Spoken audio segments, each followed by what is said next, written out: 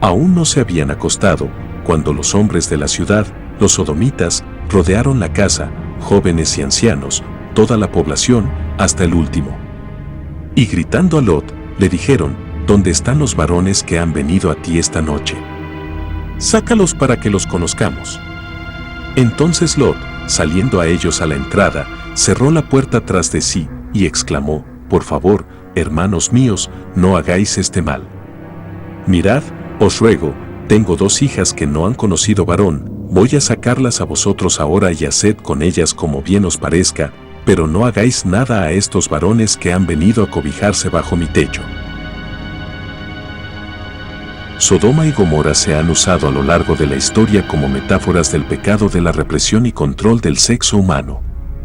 Es también el origen de la palabra sodomía, un término usado en el pasado para describir actos sexuales bajo la etiqueta delitos contra naturaleza, principalmente el sexo anal u oral, particularmente homosexual, contra la voluntad y la zoofilia en la forma de acto de manipulación de imágenes. En Génesis 18, 20-33, el Señor le reveló a Abraham que Sodoma y Gomorra habían pecado en gran manera.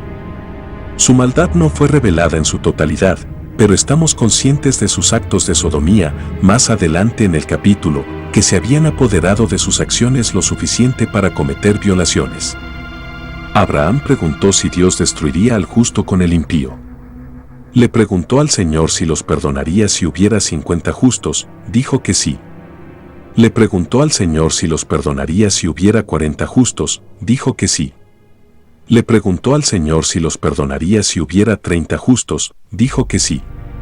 Le preguntó al Señor si los perdonaría si hubiera 20 justos, dijo que sí. Le preguntó al Señor si los perdonaría si hubiera 10 justos, dijo que sí. Esto revela lo malvada y pecaminosa que era la gente. No tenían excusa y el juicio finalmente llegaría. Esto también revela algo interesante sobre el diluvio. Si Dios iba a perdonar a Sodoma y Gomorra por solo 10 personas justas, entonces, ¿le hubiera dado Dios una oportunidad a la tierra por solo 10 personas justas antes del diluvio? Parece que así fue.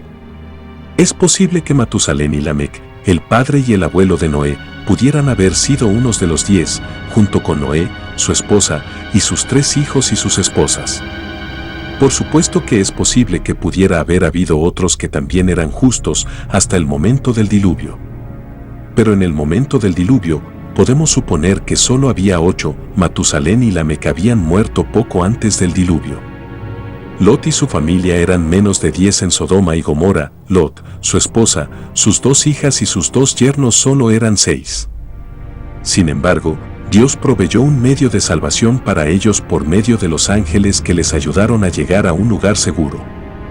¿Había niños en Sodoma y Gomorra?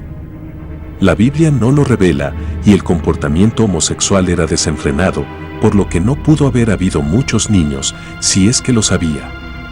Puesto que Dios dejó claro que ni siquiera 10 personas eran justas en la ciudad, entonces hasta los niños, si los había, eran extremadamente pecaminosos.